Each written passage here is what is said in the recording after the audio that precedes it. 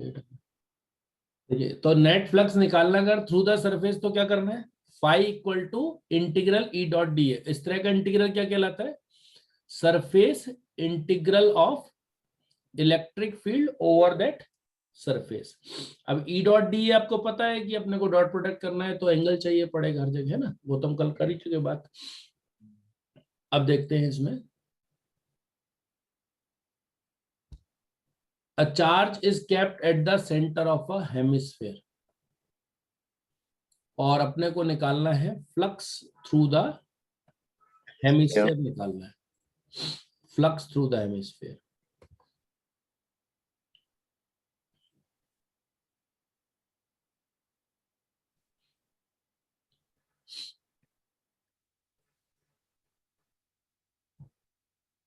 ये सिचुएशन दे रहे हैं कि एक हेमिस्फेयर है और उस हेमिस्फेयर में अपने इसके सेंटर पे चार्ज रख दिया है, और उस चार्ज के कारण यहाँ कितना फ्लक्स पास हो रहा होगा।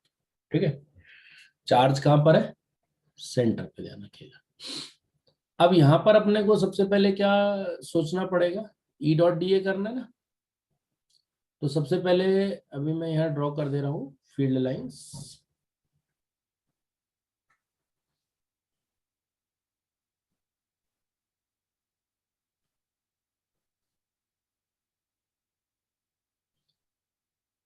आपको ध्यान हो बहुत पहले हमने पॉइंट चार्ज के कारण फील्ड लाइंस के लिए क्या लिखा था, रेडियल होती है और radius as of a sphere, है ना।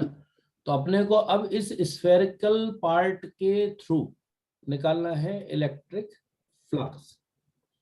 तो अभी हमने क्या किया है, अभी हमने फील्ड लाइंस ड्रॉ कर ली है इस स्फीयर के लिए, और अब हम इनका एरिया वेक्टर सोचेंगे। आपको ध्यान हो एरिया वेक्टर इनवर्ड होगा क्या आउटवर्ड होगा, आउटवर्ड आउटवर्ड होगा, रेडियल है ना, और रेडियल होगा क्योंकि परपेंडिकुलर होना है, नहीं कि रेडियल होना ही पड़ेगा इसे। और खास बात क्या है इस वाले क्वेश्चन की, कि फील्ड लाइन भी कैसी है, रेडियल है, हम और इलेक्ट्रिक फील्ड तो रेडियल है ही, और एरिया वेक्टर भी रेडियल है। अब पॉजिटिव और नेगेटिव चार्ज होने में सिर्फ एक ही चीज का फर्क आ जा रहा है, पॉजिटिव और नेगेटिव चार्ज का होने में क्या फर्क आ रहा है। मैं ऐसा करता हूँ, दो क्वेश्चन बना देता हूँ इसके थ्रू, एक ले लेते, रेडियल आउटवर्ड्स और एक में रेडियल इनवर्ट्स। हाँ रेडियल इनवर्ट्स आ जाएगा, एक बस ये फर्क आ जाएगा। तो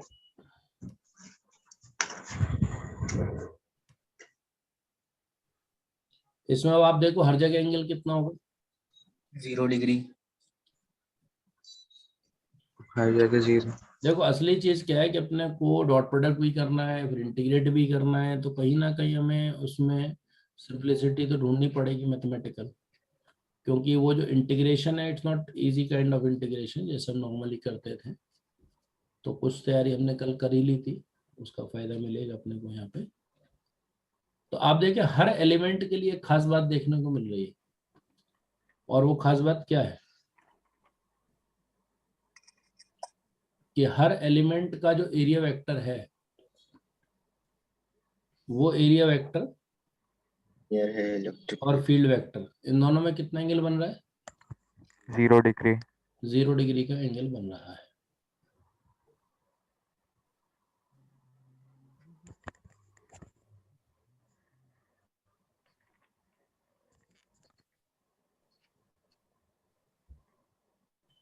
तो अब जब हर जगह 0 डिग्री का एंगल बन रहा है, तो आप सोचिए कि डॉट प्रोडक्ट किसी एलिमेंट के लिए क्या होगा, 1 होगा।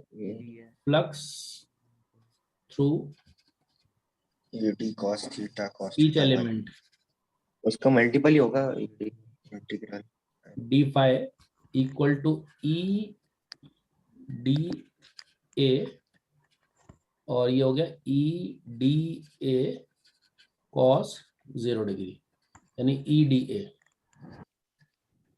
है ना। अगर चार्ज कैसा होता,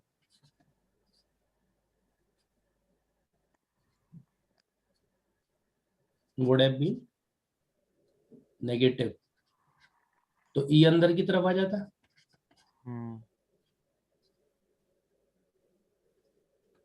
तो फिर उस कंडीशन में एंगल क्या होता, 180 हो 180 जाता होता, तो फ्लक्स क्या होता, मिनिमम या ठीक है ना, माइनस हो जाता। मिनिमम नहीं है वो चीज, वो तो साइन ऐसे है ना, माइनस का कल मैंने आपको मतलब बताया ही था, एंटर करना या लीव करने से मतलब है ना।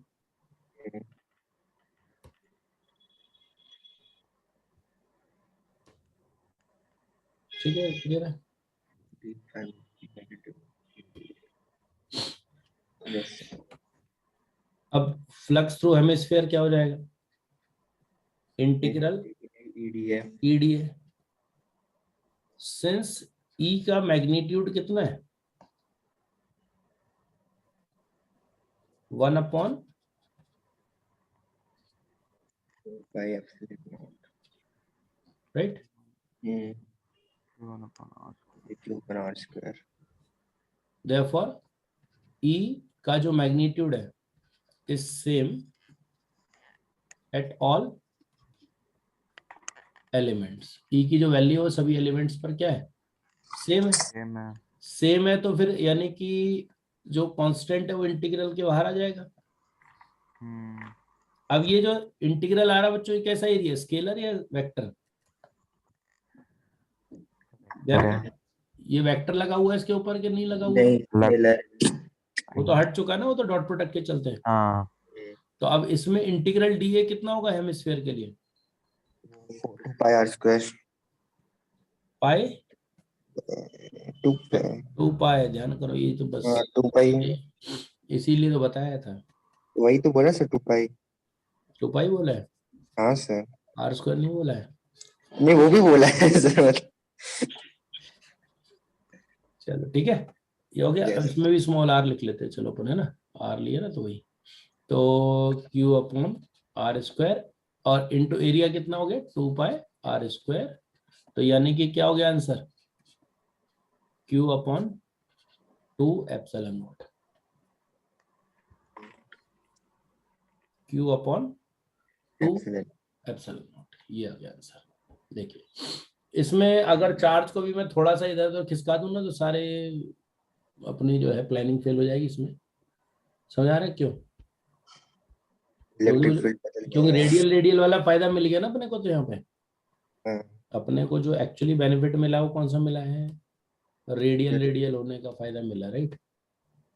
अगर ये चार्ज थोड़ा सा इधर उधर कर दूं तो फिर एरिया वेक्टर तो रेडियल होगा लेकिन फील्ड वेक्टर रेडियल नहीं होगा। नहीं होगा।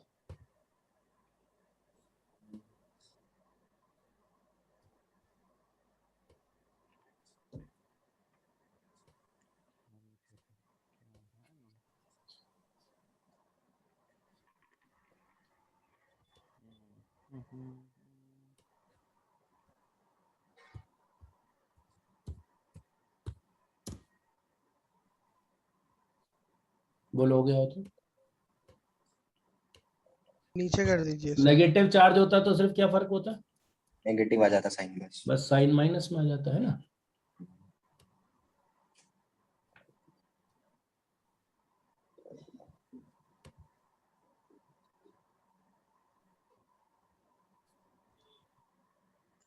ये बेटा लेट लेट क्यों जोड़ रहे हो आप लोग इतना क्लास के टाइम पे,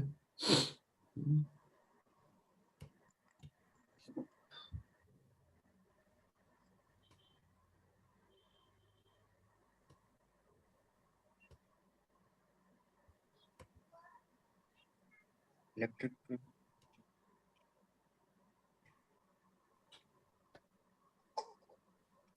अगर चार्ज नेगेटिव होता तो बस यही आंसर आपका किस में लिख रहे होते, माइनस में नेगेटिव। लिख देते बस, है ना। यस बड़े आगे हम। Yes sir. Yes sir.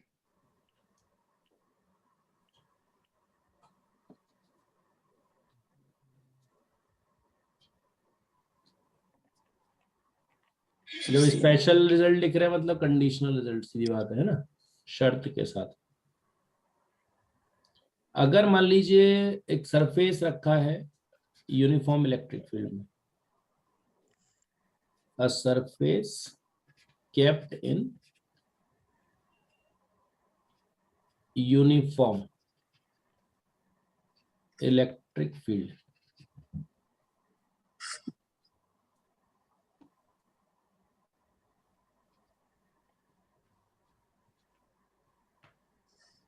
Surface kept in a uniform electric field.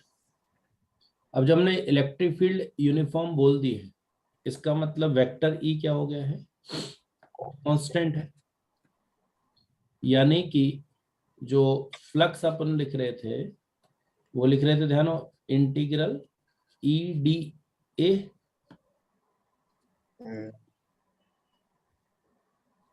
क्या बन जाएगा, कांस्टेंट बाहर आ जाएगा, ये हो जाएगा ई डॉट इंटीग्रल डी ए हो जाएगा। लेकिन ये सिर्फ कब लगेगा, यूनिफॉर्म इलेक्ट्रिक फील्ड के केस। इलेक्ट्रिक फील्ड क्या है, कांस्टेंट है। ठीक है ना, तो सिंपल पॉइंट हो गया ना। तो हम सिंपल रिजल्ट्स पर ही जा रहे हैं अभी, पहले कंडीशनल रिजल्ट्स की क्या कंडीशन है, ये हो गया। तो ये यूनिफॉर्म इलेक्ट्रिक फील्ड में लगने वाला रिजल्ट हो गया, इंटीग्रल ई डॉट डी ए। अब आप देख रहे हैं ये कैसा इंटीग्रल आ रहा है, स्केलर या वेक्टर, वेक्टर इंटीग्रल हो गया ना।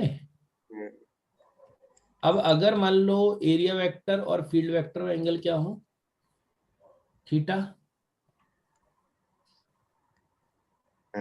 तो फिर आप इसको क्या लिख सकते हो, phi equal to E dot A, ये लिखा ही है, और ये बन जाएगा ई ए कॉस थीटा, है ना, ई डॉट ए।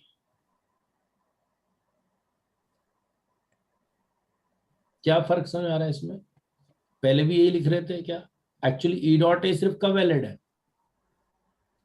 एंगल 180 एज 0 हो। नहीं, ई डॉट ए जो फॉर्मूला है वो कब वैलिड है, ई कांस्टेंट, जब ई कांस्टेंट, हर बार नहीं चल रहा ना, ई क्या है, कांस्टेंट आ रहा है इसलिए। ई डॉट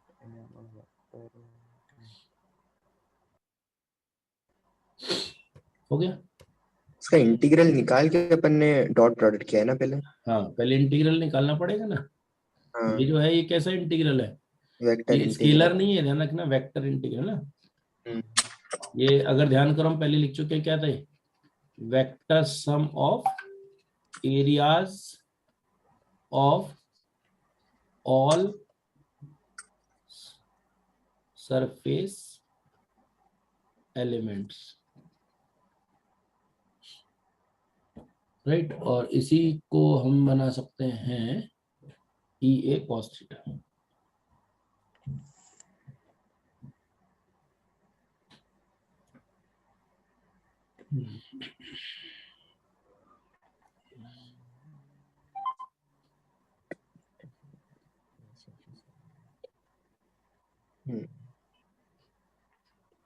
थीटा इज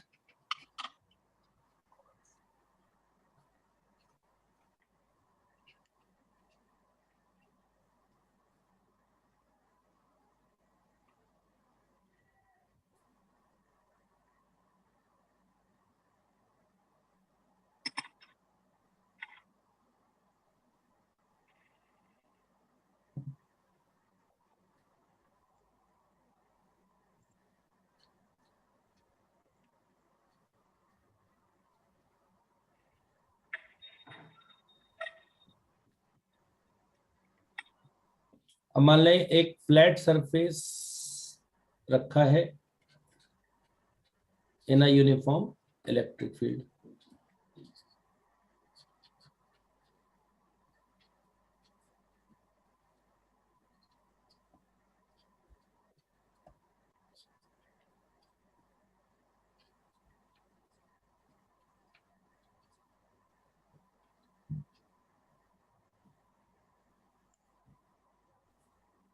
एक फ्लैट सरफेस अगर यूनिफॉर्म इलेक्ट्रिक फील्ड में रख दिया तो क्या होगा, अगर सरफेस फ्लैट है तो फिर उस कंडीशन में आपको ध्यान हो आसान था, क्योंकि फ्लैट सरफेस का एरिया वेक्टर क्या होता है? एरिया वेक्टर का मैग्नीट्यूड वही होता है जो किसका है? एरिया का होता है।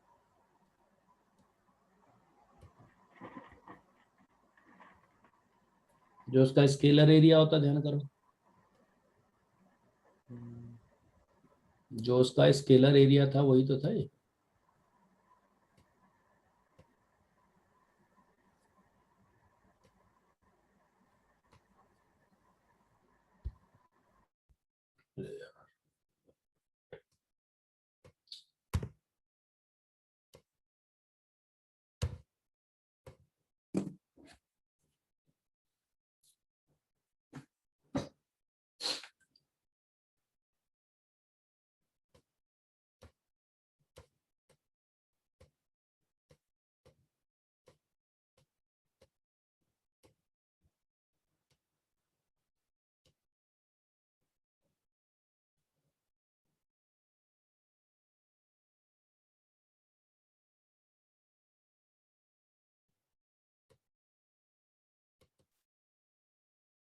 आवाज आ रही है बच्चों?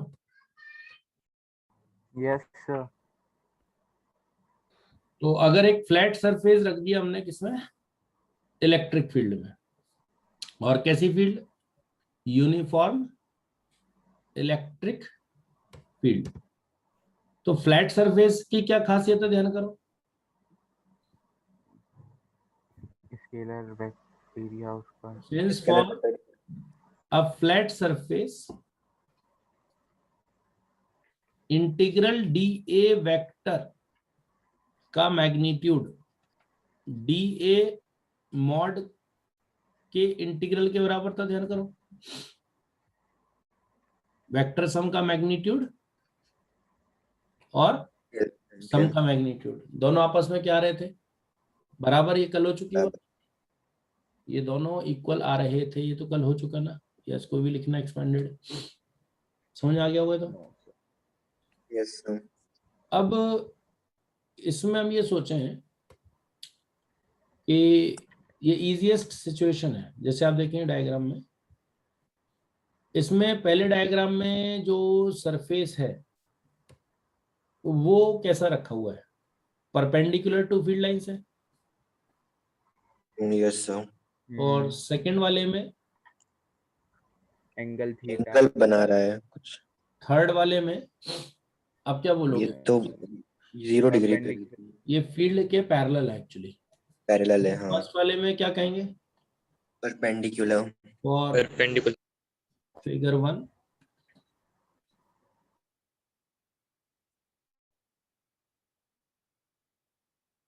फिगर 1 में surface is perpendicular to field lines,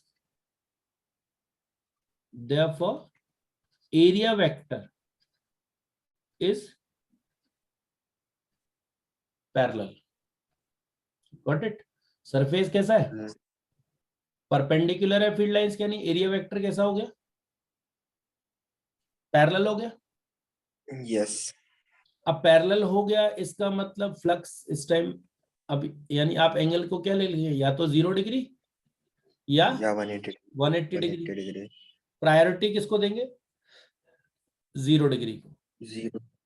ठीक है, प्रायोरिटी किसको? 0 को। कल मैंने आपको क्लियर किया था, ध्यान करो, कि आप कोई सा भी एक डायरेक्शन मान सकते हैं एरिया का। किसके लिए? प्लेन लैमिना के लिए, राइट? क्योंकि प्लेन लैमिना में इन और आउट क्लियर नहीं होते हैं। So we will give priority. तो ये हो गया E into A, and this is the maximum possible flux. Maximum possible flux, आप खुद ही सोचो, ज्यादा से ज्यादा फील्ड लाइंस कब जा सकती है? जब सरफेस कैसा रखा हो? परपेंडिकुलर। अब सरफेस परपेंडिकुलर है, लेकिन इसका एरिया वेक्टर तो क्या है? ये एरिया वेक्टर तो पैरेलल है ना ये फील्ड लाइंस के। ठीक है, क्योंकि एरिया वेक्टर क्या होता है? सरफेस के साथ कितना एंगल बनाता है? 90 डिग्री का एंगल बनाता है। और फिगर जो 2 है, इसमें angle between surface and field is 90 minus phi and between E and area vector is phi. देखिए इलेक्ट्रिक फील्ड और एरिया वेक्टर में कितना एंगल है? ये E का डायरेक्शन है, ये A का डायरेक्शन है, दोनों में एंगल कितना है? phi है। और ये जो एंगल है ये किन दोनों के बीच में होगा? एक मिनट, ये जो ई वेक्टर है वो हो गया ये, और ये हो गया अपना सरफेस। तो सरफेस के साथ कितना एंगल हो गया? 90 माइनस 5। तो सरफेस से अगर मैंने कहा 30 डिग्री तो फिर एरिया से कितना हो गया? 60 डिग्री।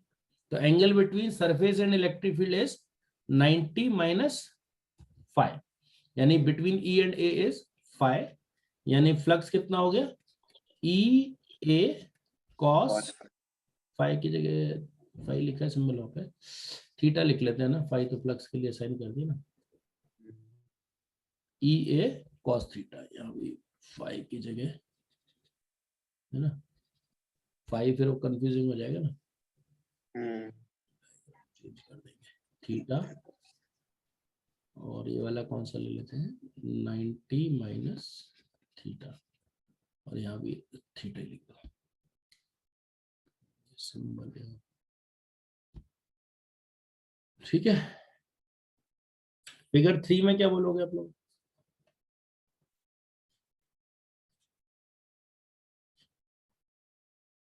सरफेस कैसा है? पैरेलल टू फील्ड है, area vector is perpendicular to field vector, area vector perpendicular है, यानी फ्लक्स कितना हो गया? 0 है ना। और लॉजिकली सोचो, क्वालिटेटिवली क्या लग रहा है? Know field line is passing, no field line passes through the surface. ठीक है, no field line passes through the surface.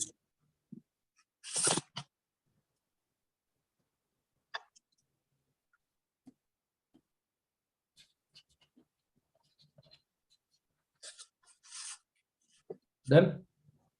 Yes sir. तो मैक्सिमम फ्लक्स कब पास होगा और जीरो फ्लक्स कब होगा, ये कंडीशन होगी अपने पास। अब ये तो एग्जांपल हुआ किसका, जबकि सरफेस कैसा है? फ्लैट। अब इसमें अगर मान लीजिए सरफेस है एंक्लोज्ड सरफेस,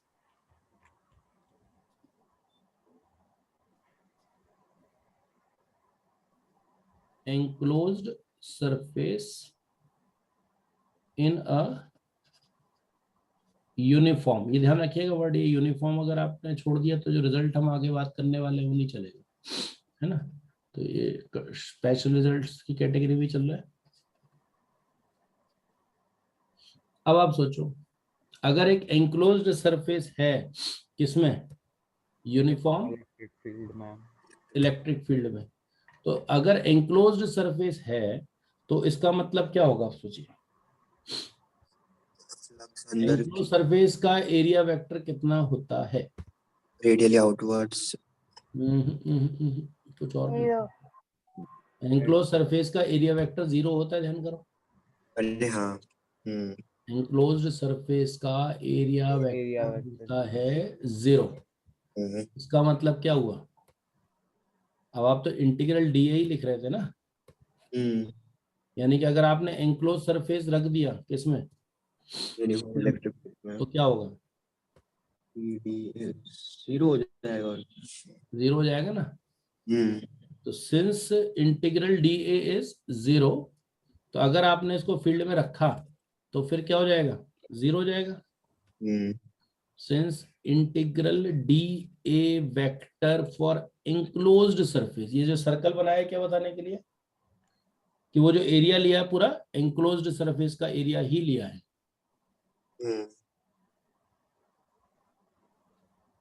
ये क्या है? Area vector of an enclosed surface।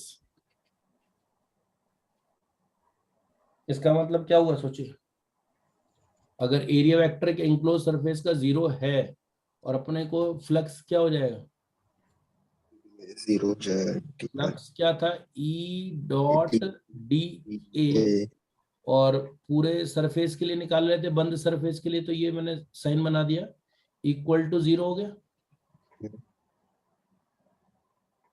यानी कि एक फिक्स रिजल्ट निकल गया ना। क्या क्या याद रखने लायक रिजल्ट हो गया?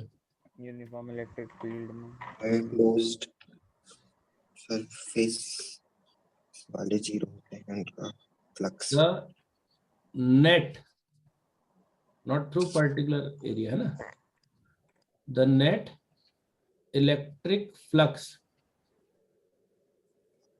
Through an enclosed surface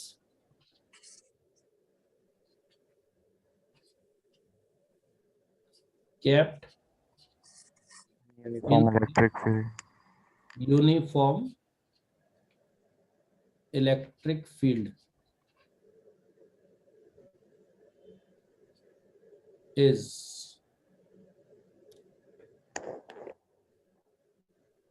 zero। अब इसमें यूनिफॉर्म वर्ड में टपका देना, पॉइंट्स है ना। अब अगर मैंने यूनिफॉर्म नहीं लिखा और आपने कहा नहीं नहीं नहीं वो तो बताया था, तो नहीं चलेगा ना। और नॉन यूनिफॉर्म में क्या है, in a non uniform field क्या है, इंटीग्रल डी आ जाएगा ना। In a non uniform electric field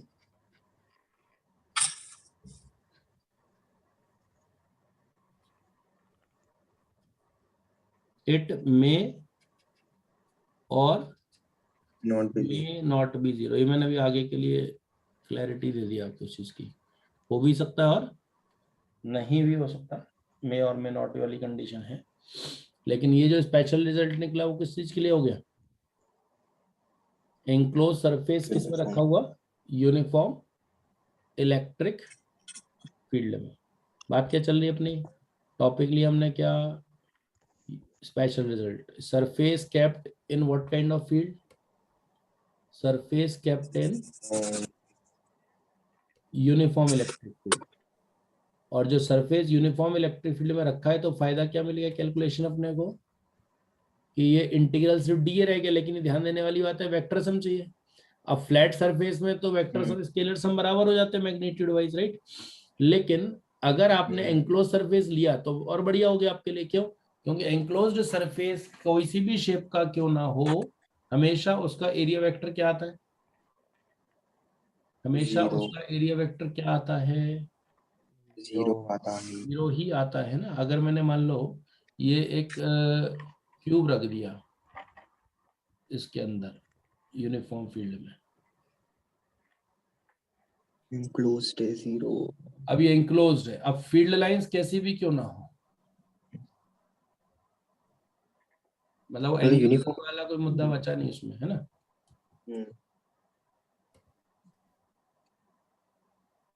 field बस ध्यान रखना है कैसी होना जरूरी है, यूनिफॉर्म यूनिफॉर्म जरूरी है। नॉन यूनिफॉर्म होगी तो क्या होगा, तो आपका क्या जवाब होगा पता नहीं, हो सकता है हो सकता है ना हो। मतलब ये भी नहीं कह रहा कि 0 नहीं होगा, हो भी सकता है और नहीं भी, ठीक है।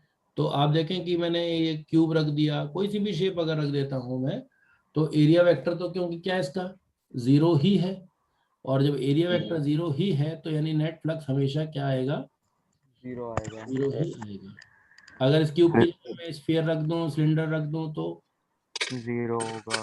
But it has to be enclosed. Enclose तो कल क्लियर कर ही लिया हमने, बंद सरफेस है ये, है ना, कोई भी ओपनिंग नहीं है इसमें। इसके पहले का दिखा दो, थोड़ा लिखना है फिगर वाले। ये या बाद वाला, ये इसके पहले वाले, हाँ ये वाला होगा, कौन सा है, नहीं, इसका वो फिगर फिगर बनाना है वाले सर 3 क्वेश्चन। वाला। एक तो ये हुआ फिगर वाला, एक ये हुआ, बस हाँ बस यही। ये तो प्ले हुआ। इसका फिगर बनाना है सर।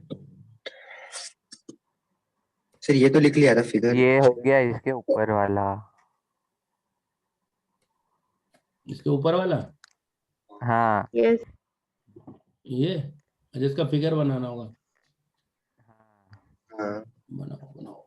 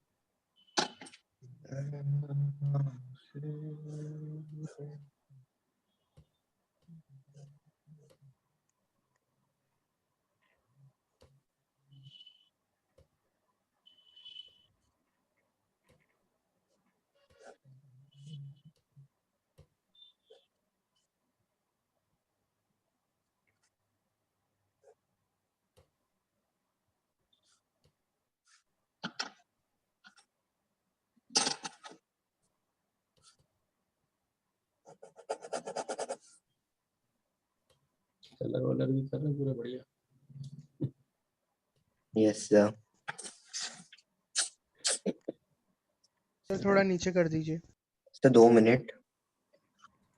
अभी नीला रंग नहीं भरा है तो।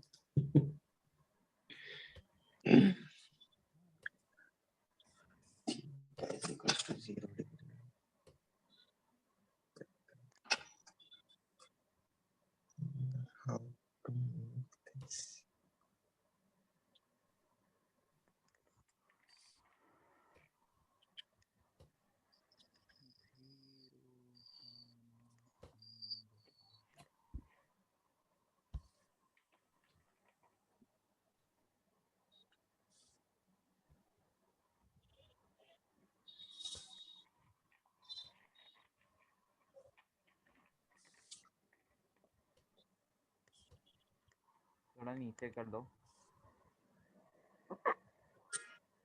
हो गया क्या? नहीं सर बचा है अभी। बचा है सर। इंट्रो करना।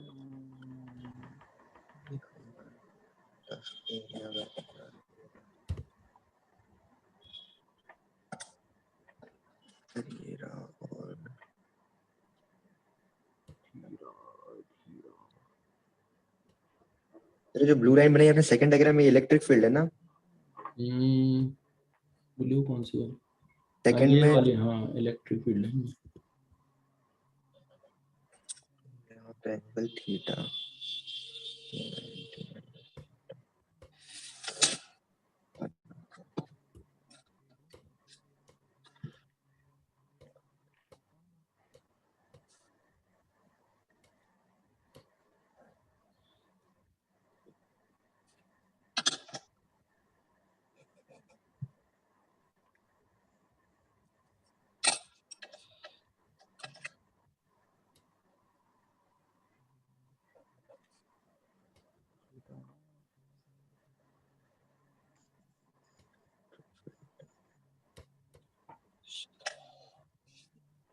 One sir.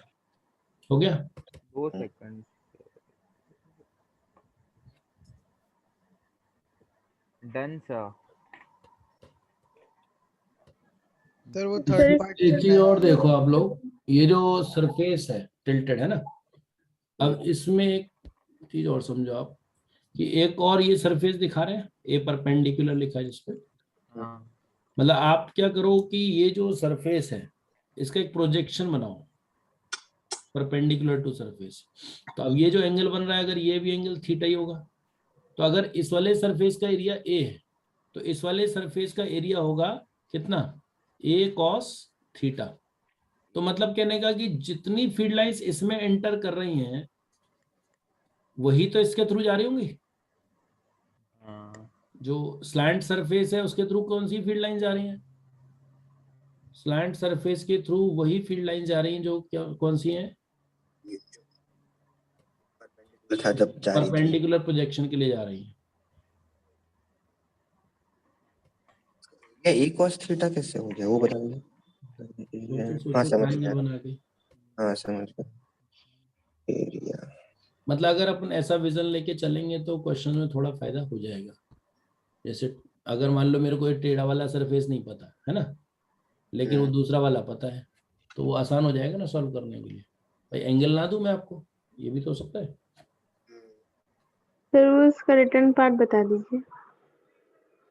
एक मिनट, अभी रह गया क्या? लास्ट पॉइंट बचा है।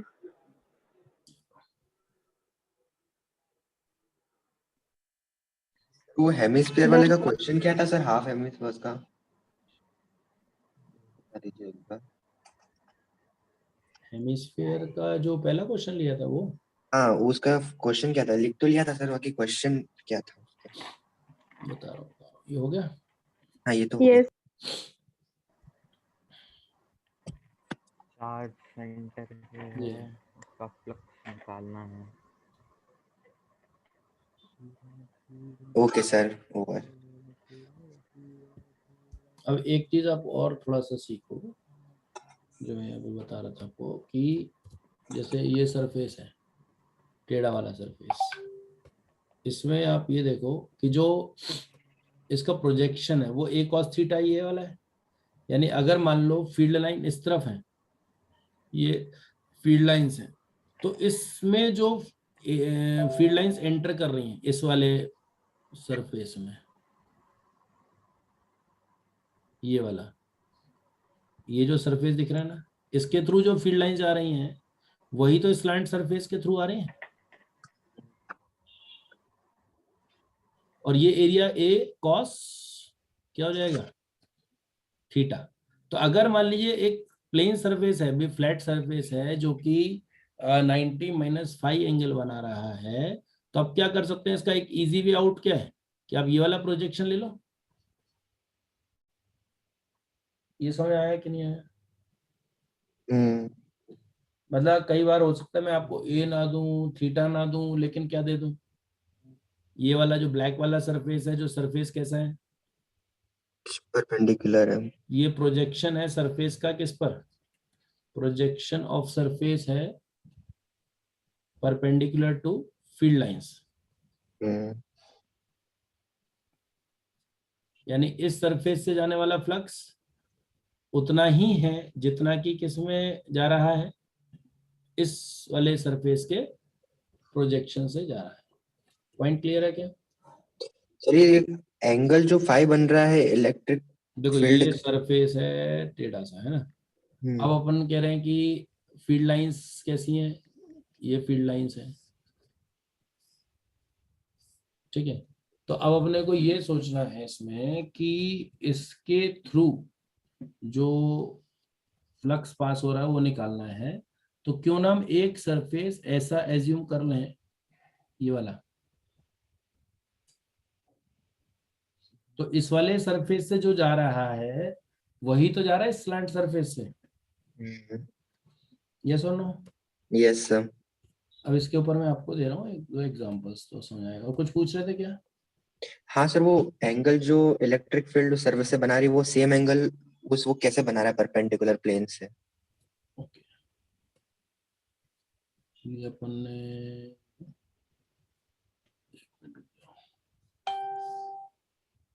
ये बना दिया मान लो, ठीक है।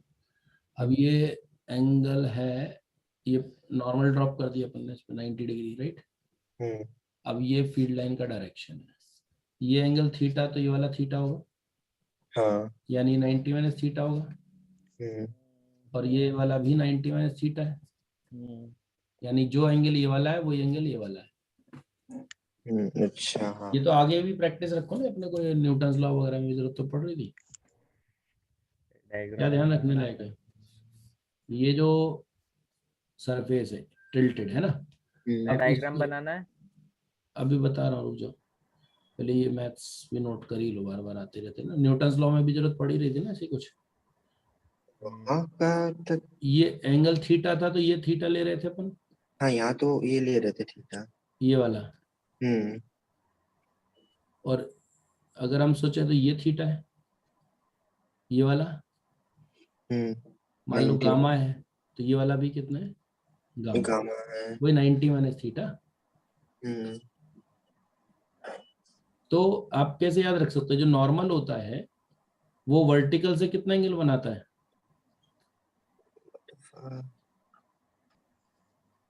थीटा बना रहा है जो वो है ना, slant ये बना मैं तो नोट कर ही लो, क्योंकि और भी जगह इलास्टिसिटी वगैरह में भी आपने देखा था एक आध जगह जरूरत पड़ी। तो क्या क्या ऑब्जर्व करना है, जो एंगल हॉरिजॉन्टल से बन रहा है नॉर्मल, वो एंगल किससे बना रहा है? जो एंगल हॉरिजॉन्टल से बन रहा है वो एंगल नॉर्मल किससे बना रहा है? वर्टिकल से बना रहा है। वर्टिकल से बना रहा है। नॉर्मल वर्टिकल और नॉर्मल के बीच में जो एंगल है, थीटा ये एंगल उतना ही है जितना कि किसका था? हॉरिजॉन्टल। और जो वर्टिकल से एंगल बना रहा है वो किससे बनाएगा फिर? ये हॉरिजॉन्टल से। हाँ सिंपल आइडिया हो गया ना। यस। नॉर्मल वर्टिकल से कौन सा एंगल बनाता है? जो जो हॉरिजॉन्टल इंक्लाइंड प्लेन हॉरिजॉन्टल से बनाता है। ठीक है, ऐसे करके याद कर लो इसको आगे के लिए, बार बार है ना, तो उत्तर तो simple he point, but fast decision लेने के लिए ऑब्जर्वेशन स्ट्रांग रखो, है ना। क्या नोट कर लोगे कि जो नॉर्मल है on the incline,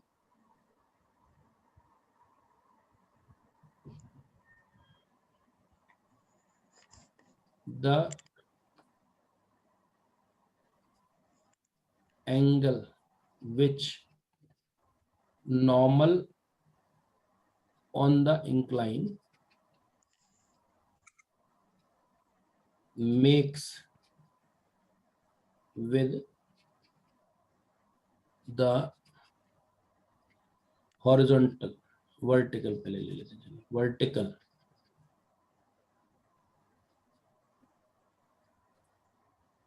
is equal to the which angle?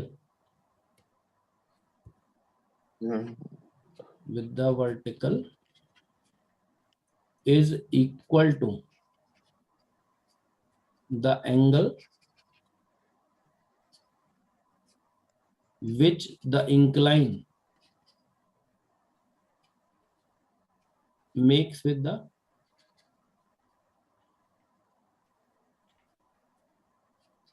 horizontal.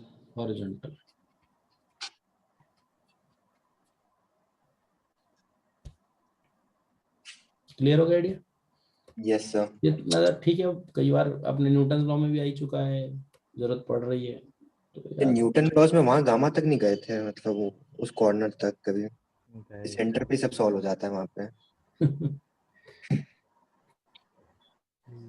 ठीक है, याद रहेगा। Yes sir. और इसमें क्या कर दोगे, मेक्स विद द हॉरिजॉन्टल क्या कर दोगे?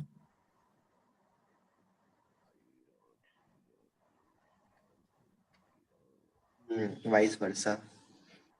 वाइस अब ये क्या आपने ऑब्जर्व कर लिया, तो अगली बार उस पर अपने को 2 मिनट भी, मतलब मैं कह रहा हूँ 5 सेकंड ही लग रहा है, भले ही वो 5 सेकंड भी नहीं लगाना, डायरेक्ट हो जाएगा अपना काम, ठीक है ना। Yes sir.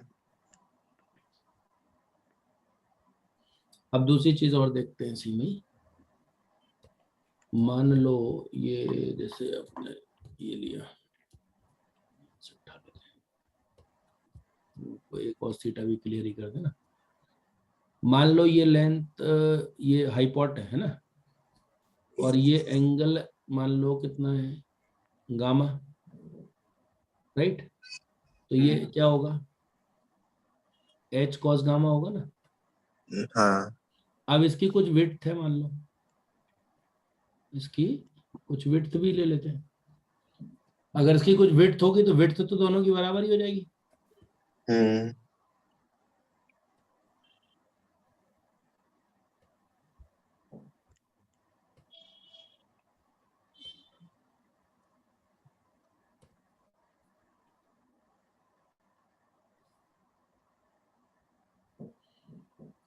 मान लो ये सरफेस है,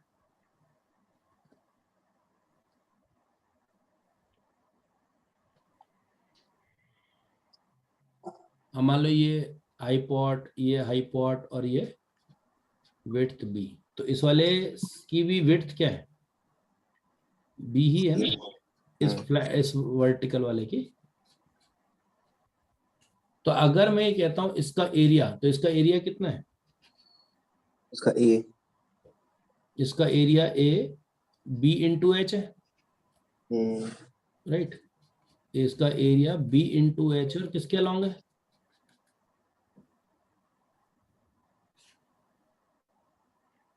नॉर्मल के अलॉन्ग हो गया ना। हम्म, मैग्नीट्यूड कितना? बी इंटू एच, और डायरेक्शन ही हो गया। तो अगर आप ये देखें कि मान लो ये हॉरिजॉन्टल से जो एंगल बना रहा है वो गामा है, तो ये गामा एंगल कौन सा होगा यहाँ पर? ये वाला एंगल गामा होगा ना। हाँ। तो ये एंगल जो होगा यहाँ पे, दिस विल बी गामा। तो अगर ये लेंथ h है, तो अभी थोड़ी देर पहले निकाला ना, ये लेंथ कितनी है? h cos H cos gamma. Gamma हो गया, ठीक। तो अब ये जो शेडेड एरिया है, ये शेडेड एरिया कितना होगा? इसका मैग्नीट्यूड क्या होगा? ए, इसका एरिया क्या होगा? B cos gamma. हाँ। B into H cos gamma हो गया, और बी इंटू एच ए है, यानी कि कितना हो गया? ए कॉस गामा हो गया ना। What this thing. और अगर मैं एरिया का कंपोनेंट लूं इधर हॉरिजॉन्टल के अलोंग, इस इंक्लाइन का एरिया का कंपोनेंट बनाओ, किसके अलोंग? हॉरिजॉन्टल के अलोंग ये। तो ये कंपोनेंट क्या आएगा? ए कॉस गामा ही आएगा ना। सोचिए। Yes sir. अब आप सोच सकते हो इस चीज को ढंग से, अगर क्या समझ में आया बताओ। यानी जो स्लैंट सरफेस है, ये वाला इंक्लाइंड सरफेस है, इसका जो प्रोजेक्शन आया है किस तरफ?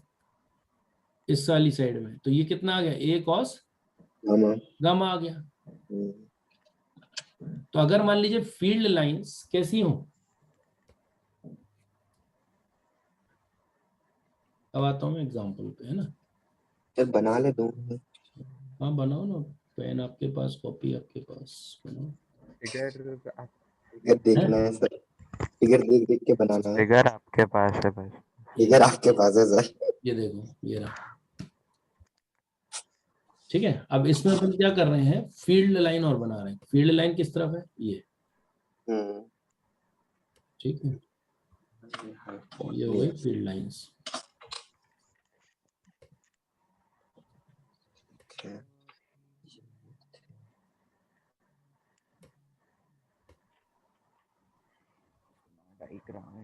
H cos gamma.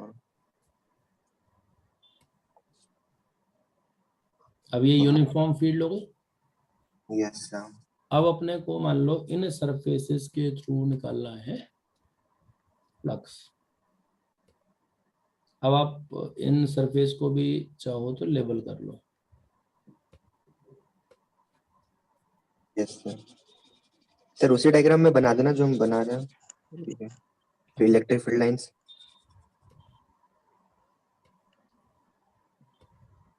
ठीक है। yes, sir.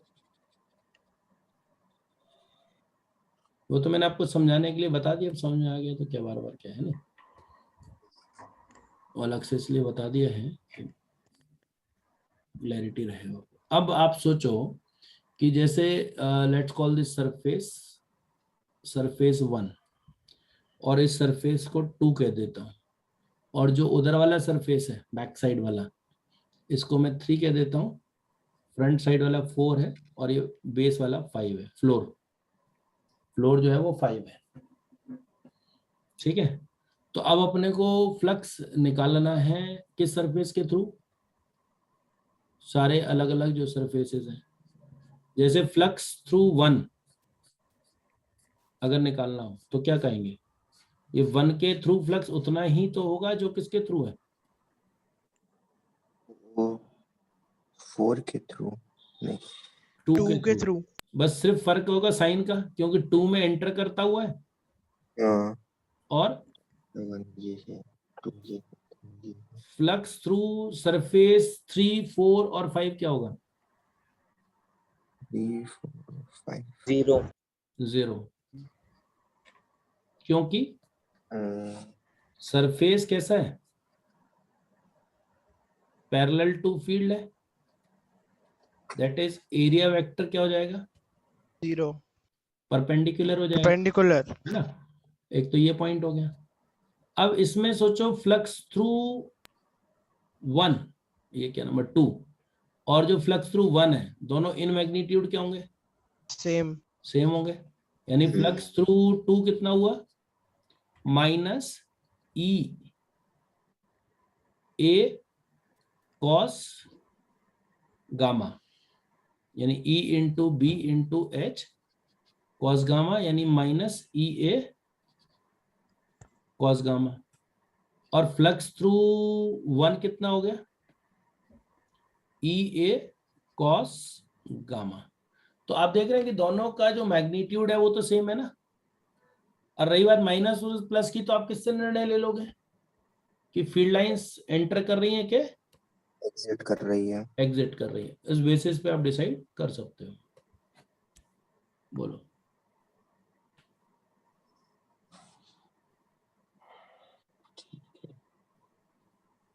Find out the flux, electric flux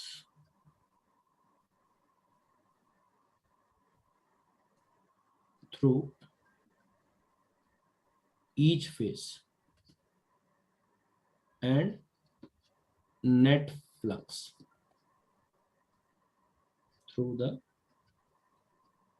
prism। जो भी ये प्रिज्म शो किया है इसके थ्रू इलेक्ट्रिक फील्ड आपको जो दी है वो कांस्टेंट दी है। तो अब नेट फ्लक्स क्या बोलोगे बच्चों, नेट फ्लक्स कितना हो गया, 0 हो गया ना। और नेट फ्लक्स तो डायरेक्टली भी निकाल सकते थे। क्लोज सरफेस है, हम्म, वो सरफेस है ना। हाँ, इंटीग्रल डी ए क्या है, 0 है, और इलेक्ट्रिक फील्ड क्या है, कांस्टेंट है। तो नेट फ्लक्स तो वैसे भी क्या हो जाता, 0 हो जाता। और अगर आप नेट फ्लक्स वैसे निकाल रहे हो सारे अलग अलग हिस्सों का निकाल के, तो भी आप देख सकते हो कि 0 आ रहा है ना। वो तो 0 आना ही है, चाहे टुकड़ों में निकालो चाहे। बोलो, क्लियर हुआ है फंडा।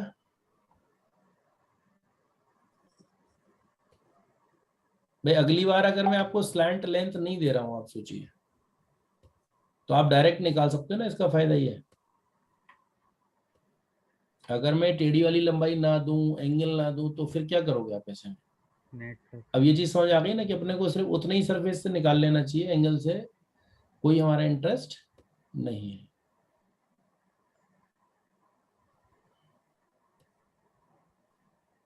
बोलो, हो गया कॉपी तो बता देना। मिनट्स ये डायग्राम है आपके सामने। Report 1.28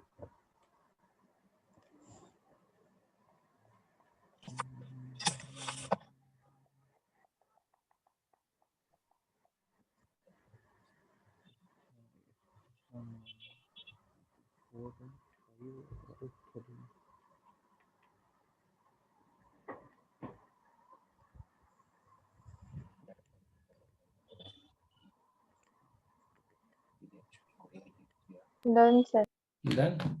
yes sir done. ये उसका नेट फ्लक्स क्या होता, 5 1 5 2 5 3 5 4 5 5, और ये सब मिला के आ गया 0।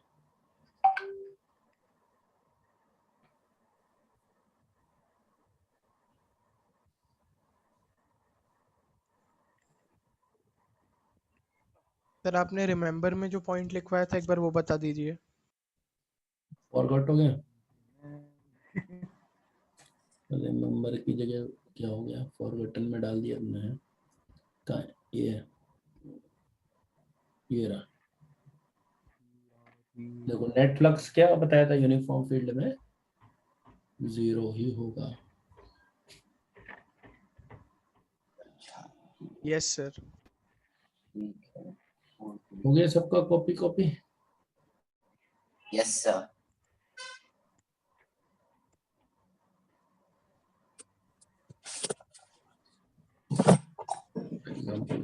इसमें।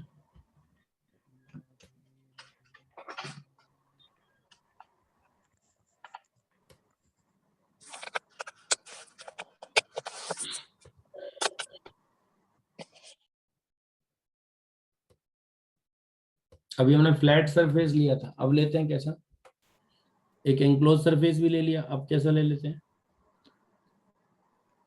ओपन ओपन कर्व्ड सरफेस, या फिर कर्व सरफेस विद ओपनिंग, है ना।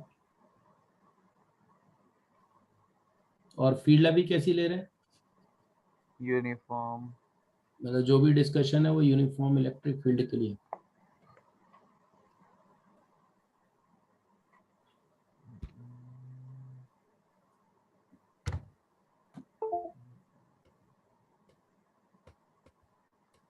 तो अब आपको ध्यान हो, एंक्लोज सरफेस का एरिया कौन सा लिया था? एंक्लोज सरफेस विद ओपनिंग का एरिया कौन सा लिया था, ध्यान है कुछ?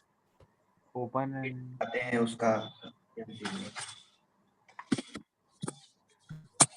जहाँ से खुला हुआ रहता है उसमें जो निकाल लो ओपनिंग का एरिया था लिड ना, का area. Open and open area. Recall that area vector of an enclosed surface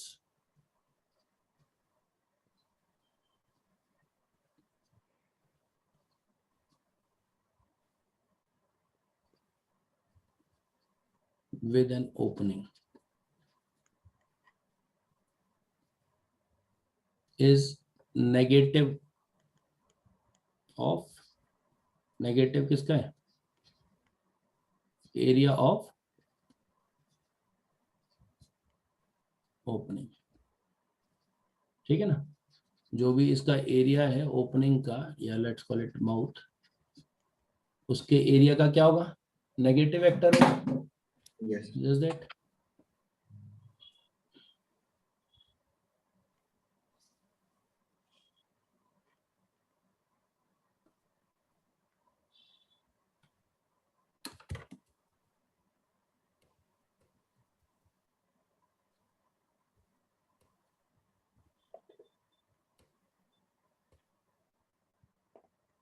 अब इसमें एग्जांपल ले रहे हैं हम लोग, एक हेमिस्फीयर ले लेते हैं, चलिए।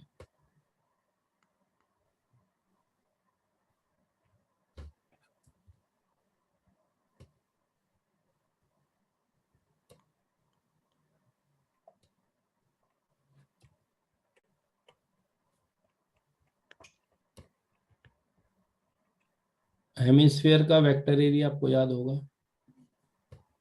स्क्वायर।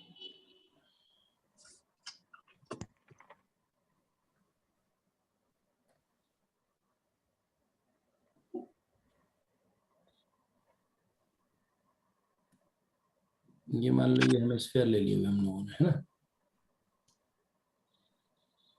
अब इसका ये जो पार्ट है ये तो क्या है? क्लोज पार्ट है, और ये हेमिस्फेरिकल शेल है, ठीक है ना, हेमिस्फेरिकल शेल, हेमिस्फेरिकल शेल है। तो कहाँ चला गया?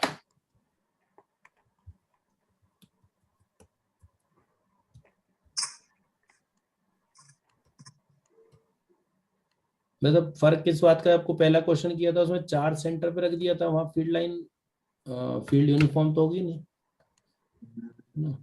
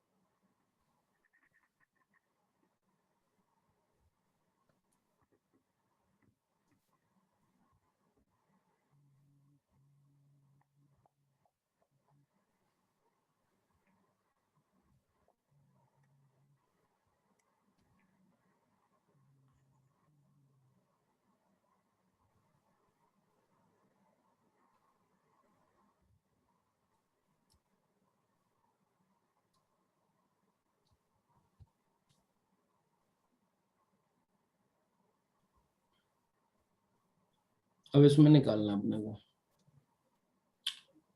इनके एरिया वेक्टर सोचो।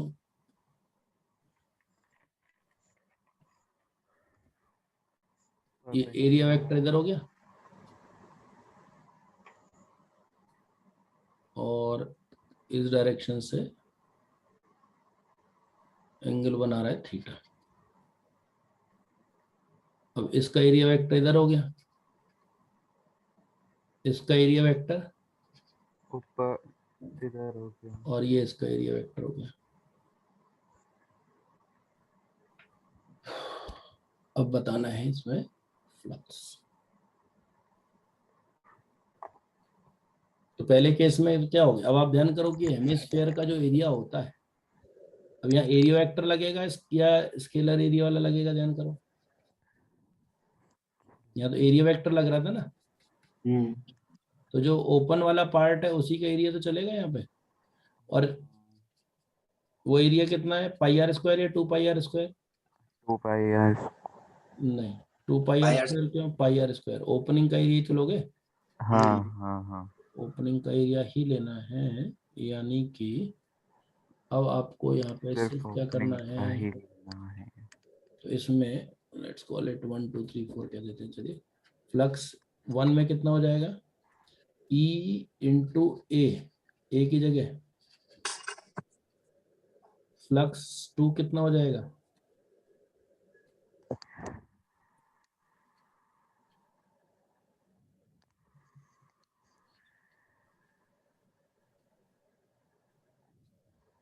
ठीक है। और फ्लक्स 3 कितना हो जाएगा। अब आपको ये चीज समझ आ गई ना, मैं माइनस। जो ये ले रहा हूँ पाई आर स्क्वायर क्यों ले रहा हूँ, अब मैंने 2 पाई आर स्क्वायर क्यों नहीं लिया, है ना। वो जो हमने कल मेहनत की थी उसका मेन टारगेट यही था। वो है तो छोटी सी बात, लेकिन अब फर्क करना को क्लियर हो गया ना। जीरो। कॉस 90 डिग्री यानी, जीरो हो जाएगा। और लॉजिकली लगाओ, क्या जितनी फील्ड लाइंस इसमें एंटर कर रही हैं उतनी ही क्या कर रही हैं, लीव भी हिट कर कर रही हैं। दिया।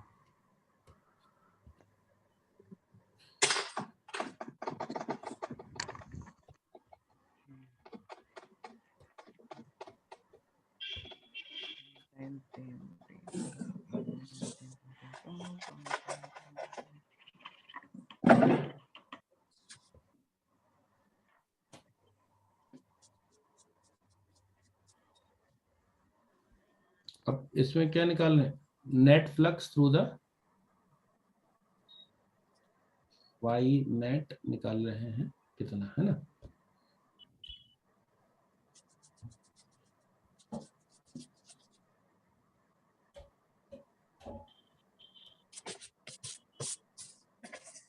ई pi R square cos theta होता है।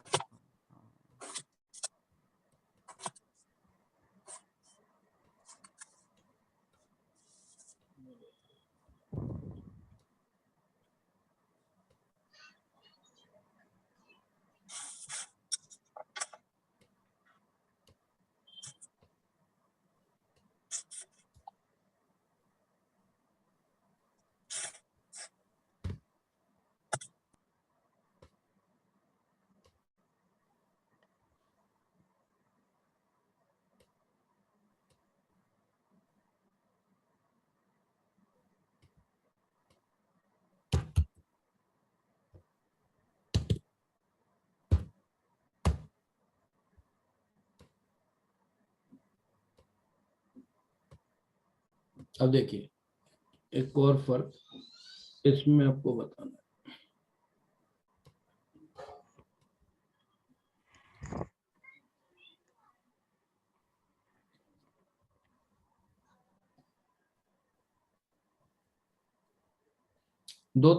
तीन तरह के क्वेश्चंस हैं, आप देख रहे हैं।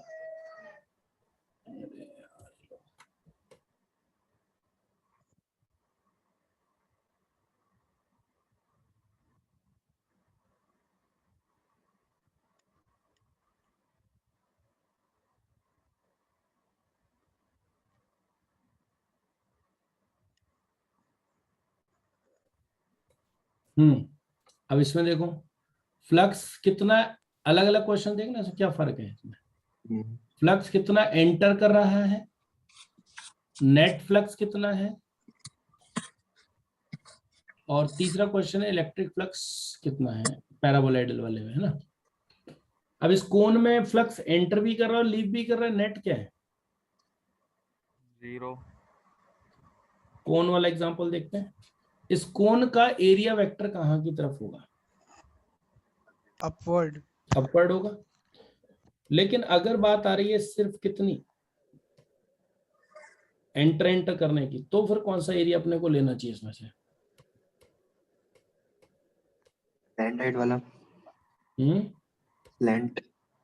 अब वही, अब आपको यहाँ बस प्रैक्टिस है वो असली इसी चीज की है कि अगर अपन बात कर रहे हैं फ्लक्स एंटरिंग वाले की, हम्म, तो अपने को सिर्फ कौन से सरफेस का एरिया लेना चाहिए? कर्व वाले के लेना चाहिए ना। जैसे ये है इसमें, तो जो कर्व्ड पार्ट है, सिर्फ कौन सा कर्व्ड पार्ट? एंटर करने वाले की बात चल रही है। और तो अपने को ध्यान करो कौन सा प्रोजेक्शन लेना होता था, क्या सिखाया था अभी? ऐसा एरिया सोचो जो क्या है, फील्ड लाइन के परपेंडिकुलर है। परपेंडिकुलर। यानी अगर आप कोन को कट करोगे तो आपको एक इस तरह का सेक्शन मिलेगा। बराबर। हाँ, यानी कि अब अपने को एरिया इसका चाहिए ना, ये वाला एरिया लगेगा अपने को। तो क्या कहते हैं आप, कोन का क्या कर दो, एक सेक्शन निकाल लो, और वो सेक्शन कौन सा है जो ट्राइंगल ही बन जाएगा ना वो तो। ट्राइंगल ही बन जाएगा ना वो तो। हम्म, ये तो हो गया इसका बेस। अब आपने मान लो कोन को कट किया, तो कोन को कट करने पे आपको ये ट्राइंगल मिल रहा होगा ना, हम्म, ठीक है ना। तो अपने को ट्राइंगल का एरिया लगेगा ना, क्योंकि ट्राइंगुलर फेस है वो की बार किसके परपेंडिकुलर? ट्राइंगुलर सरफेस है ना ये वाला, फील्ड लाइन के परपेंडिकुलर। तो अब की बार कंडीशन ये है कि फील्ड लाइन अपने को क्या निकालना है, सिर्फ फ्लक्स निकालना है एंटरिंग। तो ये जो सरफेस होगा यही वाला तो लेंगे, और जितना एंटर कर रहा है उतना ही लीव कर रहा है। लीव कर रहा है। क्लियर वो बात तेरी? Clear? Yes sir. Yes sir. तो फ्लक्स जो एंटर कर रहा है, एक तो वो फर्स्ट सरफेस पे माइनस में आ जाएगा उसका एरिया वेक्टर, क्योंकि अगर आप देखो है तो वो इस तरफ ना सरफेस।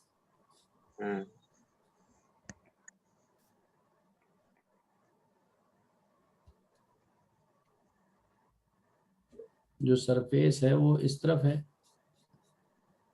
तो इसका एरिया वेक्टर किस तरफ जाएगा? बाहर की तरफ जाएगा ना। इसका एरिया यस वेक्टर सर। बाहर की तरफ जाएगा इतने हिस्से का। हाँ। अपन पूरे कोन का नहीं ले रहे, कोन का लेते तो ओपनिंग वाला एरिया होता ना, क्योंकि नेट फ्लक्स अपने को कौन से नहीं निकालना है। तब ये इसका जो बेस है वो कितना होगा? 2r होगा ना। हाँ। और इसकी जो हाइट है वो h है, कोन की हाइट जो है। तो फ्लक्स थ्रू 1 कितना हो जाएगा?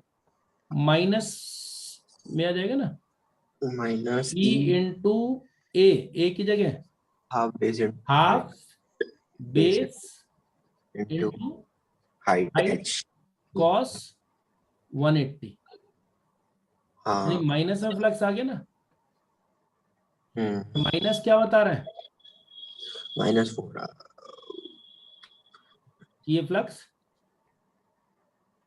ध्यान करो, ये फ्लक्स कौन सा वाला है?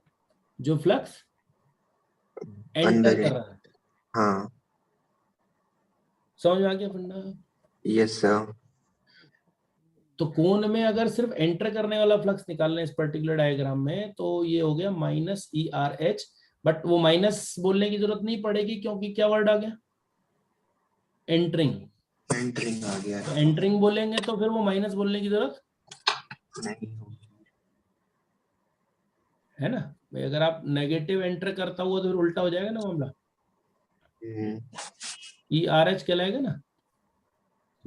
और इसी तरह से फ्लक्स लीविंग वाली बात आ जाएगी, तो उतने हिस्से का एरिया वेक्टर कहाँ चला जाएगा? उधर नेगेटिव हो जाएगा। 0 डिग्री पे आ जाएगा। अब वो 0 डिग्री पर आ जाएगा।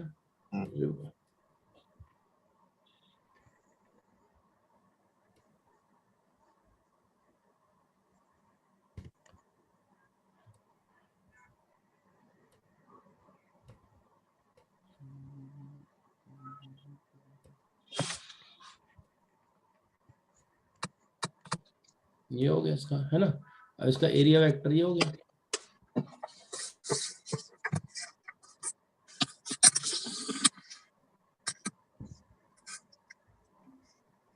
बोलो आगे समझ फंडा क्या है। यस तो ये हो गया E into R into H cos 0 degree, यानी ERH। ठीक है, अब रही बात क्या है, नेट फ्लक्स की। ठीक है ना, तो ये फ्लक्स कैसा हो गया, लीविंग द कोन, है ना। फ्लक्स लीव एंटरिंग की जगह आप क्या कर दोगे, लीविंग। लीविंग भी जितना आ रहा है उतना ही जा रहा है। जा रहा है। प्लस का मतलब तो वही हो गया, प्लस में फ्लक्स आया मतलब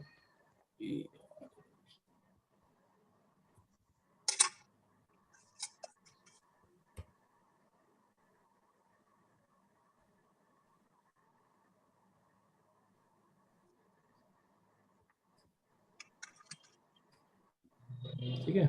और नेट फ्लक्स कितना हो जाएगा, 0 हो जाएगा। क्यों 0 हो जाएगा, क्योंकि जितना आ रहा है उतना ही जा रहा है। जा रहा है, यानी phi1 plus phi2 equal to minus ERH plus ERH equal to 0। या फिर नेट फ्लक्स के लिए तो क्या कर सकते हैं, वो surface uniform electric. Net flux तो डायरेक्टली निकाल सकते हैं ना। सोचो क्यों,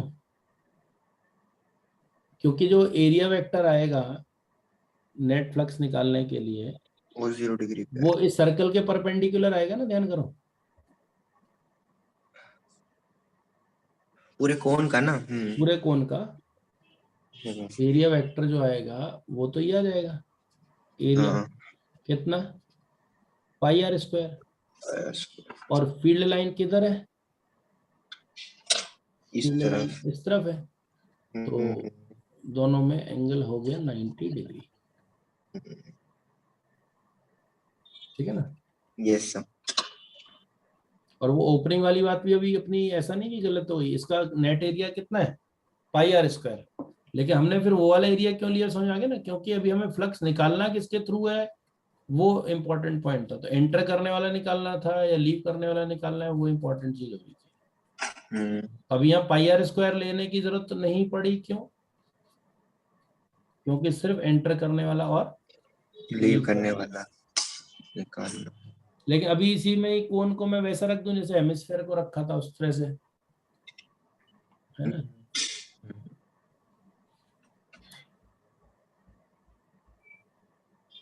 अब ये वाला देखो पैराबोलाइडल सरफेस है, इसके लिए क्या कहते हो, इसमें वो जो नेट फ्लक्स कितना होगा पैराबोलाइडल सरफेस में, पैराबोलाइडल जो सरफेस है उसका ये सिचुएशन हो गई। तो अपने को क्या फर्क पड़ रहा है, अपने को तो ओपनिंग से मतलब है ना, ध्यान करो। अपने को जो एरिया लगता है वो कौन सा वाला लगता है, ओपनिंग वाला एरिया लगेगा ना। वो हेमिस्फीयर ना होके अगर पैराबोलाइडल भी है तो कुछ फर्क